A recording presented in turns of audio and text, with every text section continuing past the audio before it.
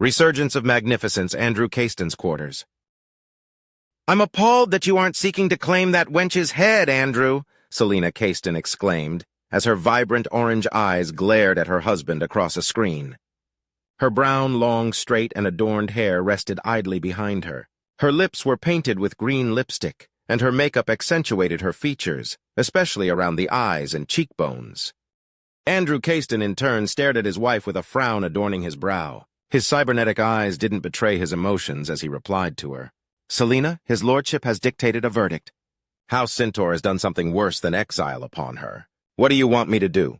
Go against the Lord Regent's sentencing? Ask Deborah to rescind her declarations and have her hand Felicity's fate over to us instead?" Selina glared at her husband while her face twisted into a visage of displeasure. "I want you to be more outraged. To seek true retribution. Thanks to her idiocy, our youngest son was nearly killed, Andrew. Have you forgotten that fact?" Andrew's frown deepened. "Do not claim that your anger surpasses my own, woman. Have you forgotten it was I who asked his lordship to deliver upon that wench no mercy?" He exhaled through his nose deeply and soundly. "Where are Filippo, Neon, Angelica, and Oliver? Why were they not present?" He asked for the sons and one daughter who were absent from the trial. Selina leaned back against her seat, her glare diminishing as she snapped her fingers. A few seconds later, a servant approached with a large, thin object resting atop a luxurious tray. Selina took the object and placed one end to her lips as another servant diligently ignited a flame on the other end. Selina inhaled from the silver-colored object before blowing out a hazy purple smoke. "Angelica detests our son, your favored child," she remarked without care to hide the hurt and disapproval in her words. "Filippo and Oliver haven't reported in weeks now. I'm certain that even if they received your summons, Tamarin somehow intercepted the message. Our two most malleable, gullible, and stupid children always seeking the approval of their grandfather, groveling at his feet," she noted with disappointment before taking a second inhale. "Neon? I ordered him to refrain from showing. I doubt even Tamarin could properly hold his leash better than I do." "How very kind and thoughtful of you, Selina," Andrew countered. Selina raised an eyebrow. "Am I not? I care for all our children, Andrew. No matter how useless or stupid most of them are, they are still our children. Don't pretend to be a model father by trying to convince me that you care about anyone other than Casimir." "You're a devoted mother, that much I can praise," replied Andrew, unbothered by her comments. His favoritism was clear. Though he cared for all his 10 children, Casimir was not only his favorite. He genuinely loved his youngest son. "But do not lie to my face. You favor Casimir as much as I do." "Only marginally more than the rest of his siblings. He is smart and clever, understands his position, and strives to bring honor, glory, and victory to his house." She inhaled again before angrily exhaling, her glare returning. "Did you see him? Have you spoken to him?" "He refused to tell me anything when I tried, Andrew." "After I'm done with you, I plan to talk with him. And then with my father," he spat angrily. "There's much we need to discuss." Selina remained quiet for half a minute, silently smoking as her eyes focused on Andrew like a hawk ready to strike down its prey. "Since you won't do anything more to claim her head," she began, her tone cold and calculating, "will you do something to avenge our son and seek retribution for the grave insult done unto House Caston?" "That is yet to be determined," Andrew replied without hesitation. His wife hummed, exhaling smoke through her nostrils slowly. "But what this Wyatt Staples did to Casimir, after seeing the unedited recordings as he cleared his way through the gallant venture, he can't go unpunished." "That is all I needed to hear," Selina replied. "Talk to our son. He doesn't trust me, that much is clear." She paused, taking a deep inhale only to exhale it slowly. "In the meantime, I will maintain order within the house." Andrew, the outrage sparked by what that plebeian lowlife pretending to be a noble and royal marine has created an opportunity for your reputation to rise further. Don't let Tamarin take it. Andrew's eyes narrowed at his wife, but his tone remained the same as he replied. "My father may not have more than a decade yet to live. Perhaps 2, yet he still believes he'll live forever. I may be his favored heir apparent, his youngest, but I'm not his first favorite. Many a siblings I never met," he commented grimly. "One way or another, I will discern the truth about the wolfhound and bring him low for what he's done." Selina smiled, nodded once, then paused for several seconds. "I want him to suffer," she said, then ended the transmission. Andrew closed his eyes and relaxed in his favorite chair. Looking around his ample private quarters, medals, trophies, and 3 different sets of armor, several pressed uniforms and decorative paintings and plants were expertly spaced between each other to bring a sense of pride and harmony to his heart. His eyes traveled to the transparent cabinet where the highest quality liquors rested peacefully. His throat suddenly ached with the need to pour himself a glass of Green Valley or Morgan's Tears. That desire was pushed back by his immaculate self-restraint yet again. Before he could give himself the luxury to enjoy a drink in peace, there were things he needed to finish first. As he linked with the network to request a connection directly to Morningstar and request to talk with his son, Casimir, he frowned deeply. He didn't hate his wife. Her being so beautiful was the main reason they had spawned 10 children together. But their union had been entirely political. There was no love between the two, even after so many years together. In fact, he could barely tolerate the obnoxious, extravagant, and infinitely vain woman. Yet, he had to admit that they worked well together as a couple. She was a political animal, whereas he was a strong, capable leader with vast military, economic, and logistical skills. Enough to earn Tamirin's favor and gain his position as heir apparent. He scoffed at the irony. Was it hypocritical of him to hate his father for his constant scheming, blatant favoritism, and his lies and manipulation when he showed that same favoritism for his youngest son, deeming the rest of his children nearly useless? Yes, it was. I had to inherit something from him, didn't I?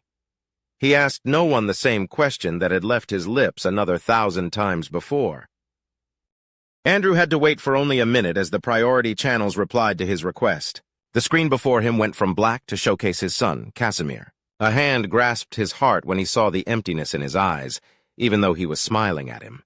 "Casimir, my son." "Father!" Casimir cried out happily. Then, just as fast as his happiness erupted, it was replaced by shame. The young Caiston lowered his head in submission. "Father, I'm sorry. I failed you. I failed our house. I failed grandfather. I failed you all." Andrew's expression softened, offering his beloved son a warm smile. "You didn't fail, Casimir. That woman dragged you down as her ambitions collapsed atop her worthless head. As a result, many died, ships were lost, and you suffered greatly." He paused while his son's head lowered further. "I failed you, my son," he said, trying to elevate Casimir's bruised, ruined spirit and self-worth.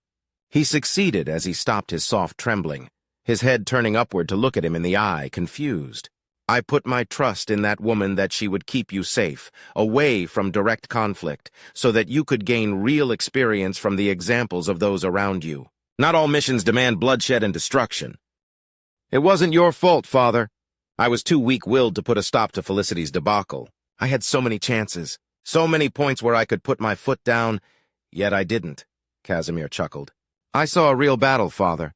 Not a raid against a crippled pirate ship or simulations or theoretical tactics and strategies. Real battle." He shook his head slightly. I never thought it could be like that, Father." At that moment, Andrew wanted nothing more than to reach into the screen and somehow hug his son tightly. He was hurting, but he couldn't leave his duty, no matter how much he wanted to do so. "Real battle is a nasty thing, my son." Casimir nodded weakly. "You've always told me that, Father. But it seems I failed to teach you the ugly truths." "How death is always a possibility," Andrew said, desperately trying to bring peace to his son's heart. Casimir chuckled darkly. Maximilian said something similar. He was right. "By Julius, he was right," he claimed, trembling slightly. "Raise your head proudly, my son. As terrible as that experience was, let it strengthen your resolve and character. Learn from it. For once you regain your limbs, you will return to active service and—" Andrew was suddenly stopped by the shriek of pure fear that his son let out. It hurt him terribly, far more than any stab, shot, implant procedure, or broken bone he'd ever experienced in his life. Then, as he stared into the panicked eyes of his son, that pain multiplied itself. That shriek was full of pain, terror, and pure fear. It was the sound of a pitiful, hurt animal. He watched with impotency as Casimir reached for his right arm, clutching the point where his limb and the prosthetic connected. "No!" Casimir cried out as he trembled. "No, please! I don't want to face the Wraith again. The White Periton? The White Stag will come for me, Father. He promised me. He did!" "Casimir!" Andrew tried to interject, but he was silenced again as tears began to form and fall down his son's eyes. You didn't see him, father. You didn't. I did! I saw beyond the pitfall of ice and hazel. I saw the dark void behind his eyes. Unforgiving, cold, empty. His trembling increased. Hateful, hungry, savage. He closed his eyes, clutching his arm tighter. After several moments that stretched for ages, he continued. Wyatt, he is a wraith, father. He died. He should have died. But he came for me. I don't want, please, no more. Don't make me, please. He'll come. He will. My son. Andrew was at a loss for words as he saw the reality of his son's mental psyche.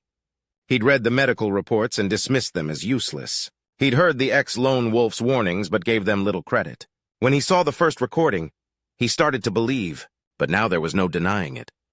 Seeing his favored son reduced to little more than a weeping, terrified boy ignited a deep anger within him, and he wondered for a moment if simply killing Casimir, compared to what had been done to him, could be considered merciful.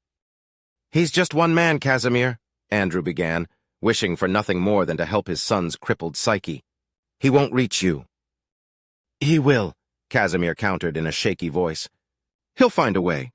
The Wraith will find a way! Still shaking, he opened his eyes, searching for his father's face. Father, I don't want to fight. Not again. The screams. I hear the screams, father. The blood on the screens. The pained wails. Sound of snapping bones. Cracking of gunshots piercing armor and skulls. Thumpering footsteps. Bad dreams. Bad dreams, Casimir said, releasing his right arm just to hug himself in a fruitless attempt to stop his shaking. I don't want to fight. Leave. I want to leave the Royal Navy, father. I can't do it again. Real battle, real consequences, real bloodshed. I can't. I'm sorry. I'm sorry. I'm sorry, Casimir repeated repeatedly as he rocked back and forth aimlessly. Andrew clenched his armrest with his full strength, crushing it between his fingers as sturdy polymers and wood pieces fell to the floor uncared for. He wanted to yell at his son, declare him a coward, a weakling. He'd invest heavily in his education and wasn't about to let it all go to waste. But as he stared into the ruined expression of his son, he remembered the smiles, the laughter, the fervent efforts to please him.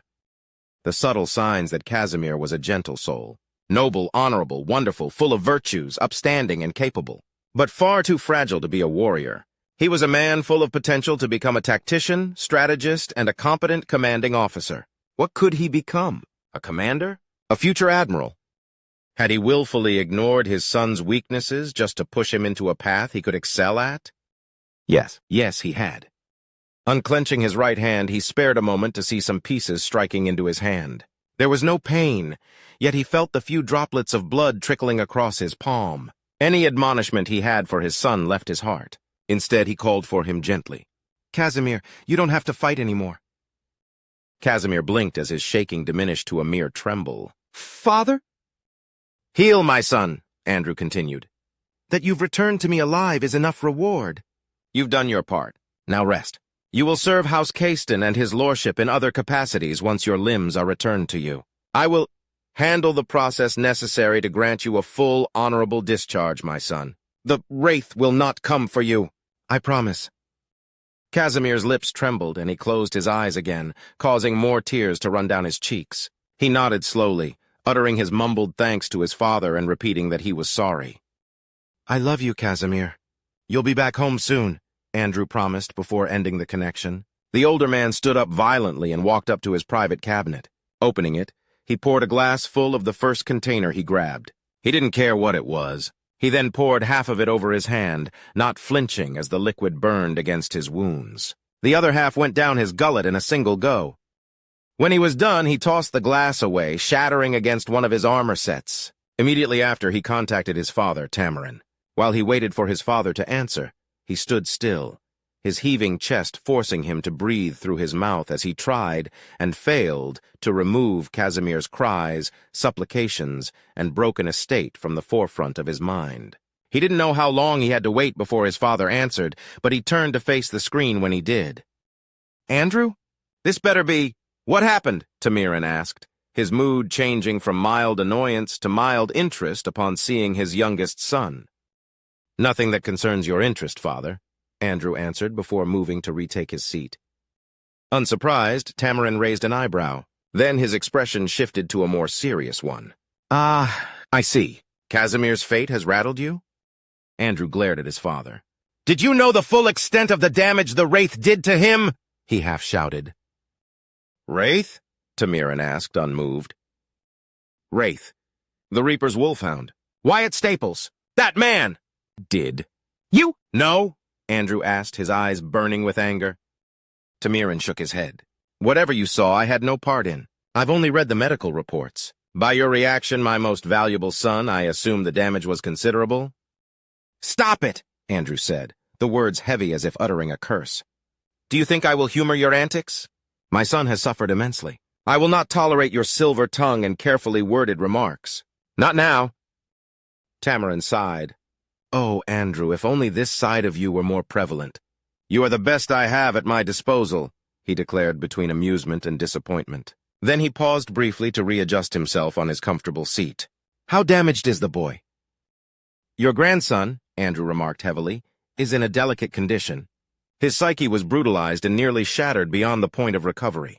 Casimir doesn't want to fight anymore. I've agreed. I'll see to it that he's discharged with full honors. Andrew stared at his father, waiting for the inevitable counter as he'd try to worm his way into changing his decision or coerce him into doing whatever he wanted to. Yet it never came. Very well. I agree, and you have my permission to proceed, Tamirin replied a few seconds later, killing the uncomfortable silence between them. Andrew's eyes narrowed. What are you playing at, father? I'm not, Tamirin replied. Can't a grandfather acknowledge that one of his beloved grandsons has suffered enough and requires time to rest and recover? He chuckled. I'm not a monster, Andrew. Andrew crossed his arms. You're utterly incapable of caring for anyone other than yourself and your selfish goals, father. I know you too well. Love is anathema to you. And? Tamirin countered. Love doesn't build strength. Love doesn't give you respect. Love doesn't ensure the power and legacy of our house. His eyes narrowed slightly. One thing I detest, however, is to do wasteful things. Casimir is damaged now. It'll take years for him to recover, if at all. I have no interest in using the boy if he's going to break like a dried-up stick in the middle of a desert at the first sign of danger. Or what? You'll use him as an example? A scapegoat? My nephew Samuel died, and you used him as a shield to deflect responsibility. Lenaro also died under your service and was prompted by your influence, father. You will not touch Casimir, Andrew declared, unflinching. Tamirin smiled. And you dare judge me as a terrible father when you care not for the well-being of your other children? No wonder so many came to me seeking the recognition you never gave them. Andrew wanted to protest, but that would only give his father more ammunition. Instead, he breathed in deeply. With a calming sigh, he continued. You haven't answered my question, father. Tamirin sighed dejectedly. Must I repeat myself? I don't like being wasteful, my dearest son. What does it gain me to go against Casimir and, more pointedly, against you? Nothing but unnecessary problems for me to deal with. I know where the blame lies. I did all I could against Felicity. Less than I could have done with more time, but fitting. So, parading her defeat for all to see, nobles and commoners alike, was your doing? I should have known, Andrew commented. You disapprove? Tamirin taunted with a smirk. Not this time. She deserved worse, Andrew answered. Her punishment shall be fitting of that, I'm sure. Veronica Draymore, the butcher of Calcasidar, is a truly devastating yet useful monster, Tamirin praised. His lordship would hang you for saying that about his daughter, Andrew countered, though he knew his threat was empty. His Lord Regent is aware of this fact. I have nothing to fear, Tamirin chuckled. As for Wyatt Staples, the Wolfhound, the Wraith, the Woodshaft Ace, he must be eliminated. He has insulted House Caiston, yes, but his true danger lies in his absurdly rapid ascent to power and potential influence. The prince favors him. House Winfield supports him. He is close to Redford Kalin, Cynthia Winfield, and Clara Astor, a rising power in the making. He must be cast down, his totem destroyed by its foundation before he yet grows stronger. How do you plan to accomplish this, father? Andrew asked, already suspecting what the head of House Caiston had in mind. What he did to Casimir gives us a good excuse to seek retribution, Tamirin began. We'll find who is close to him, those vulnerable and weak. We strike at them in a culling blow. Absolutely not, Andrew replied, outraged. I will not harm those not directly involved. If retribution is to come, he will pay the price, not his family. Tamirin stared at his son with mild disappointment. If only you weren't such a deluded fool guided by pointless perceived terms of honor. Very well, have it your way. I won't touch his family. No. Only a gullible imbecile would take your word at face value and trust in your non-existent honor to bind your actions. You will not harm anyone other than Wyatt Staples within machinations, father. If I learn that his family has been harmed in any way, I will place the blame for that cowardly attack on you and act accordingly, Andrew threatened. This time it wasn't empty. Tamirin smiled, satisfied. Well done, my son. Perhaps there is hope for you yet. Andrew's glare intensified. Let's make a trade. I promise I won't act against anyone but Wyatt Staples. In return, you will make Selina put a stop to her insufferable meddling and attempts to sow discontent among our branch houses and vassals. Countering her efforts is nothing more than a triviality, but I'd rather focus on things that truly matter, not petty squabbles. For a brief moment, Andrew considered rejecting his father's offer. He knew that Tamirin was aware of their attempts to force him to step down as head of their house. The old viper was crafty, clever, and supremely experienced. Rejecting him would only spite him, but weighing his options, his sense of honor won. With a nod, the deal was struck. It was good seeing you, my son, Tamirin said before the connection ended. Andrew stood up slowly, walking over to his cabinet again. He served himself another glass of hard liquor. Again, he swallowed it in a single go. With a throaty exhale, he clenched his wounded hand a few times. Indeed. If retribution were to be delivered, he'd be the one to provide it, personally. Am I truly better than my father? He asked himself. No. No, he was not.